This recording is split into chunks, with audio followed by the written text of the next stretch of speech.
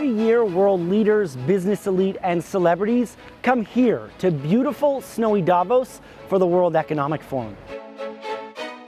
Located high in the Swiss Alps, this mountain village transforms from a ski resort into a global cauldron of power for 1 week every January.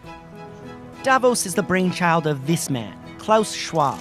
The German engineer and businessman started Davos in 1971. At the time, it was called the European Management Symposium. The idea was to bring together Europe's business elite so they could look for ways to catch up to their American counterparts. By the mid-70s, it started to attract political leaders, and its mission morphed into one of global ambition, to change the world for the better. In 1987, it officially became the World Economic Forum. So, does it actually work? The forum's biggest accomplishment is simply gathering so many influential people in one place. It allows for chance meetings between leaders and CEOs and backroom negotiations. In 1988, Davos was the setting for important talks between Turkey and Greece. The two backed away from the brink of war.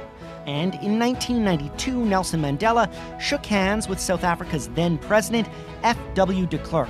The meeting was an important step towards ending apartheid. 2 years later, PLO chairman Yasser Arafat and Israeli Prime Minister Shimon Peres reached an important tentative agreement on Gaza and Jericho. So that's Davos at its best, but the forum is often criticized for being overly exclusive and lacking diversity. Let's take a look at 2018's demographic breakdown. 3,000 guests showed up. Roughly 2,000 of them came from Europe and North America, while just 118 came from Africa, and only 21% of the delegates were women. The forum says it's committed to bridging the gender gap, but there's still a lot of work to be done. The amount of wealth present here during the week is astronomical. Membership starts at around $60,000 and can swell to more than $500,000, depending on the type. The event is also incredibly hierarchical, with a tiered badge system. What color you have dictates where and what you can do. Every year, the forum has a theme.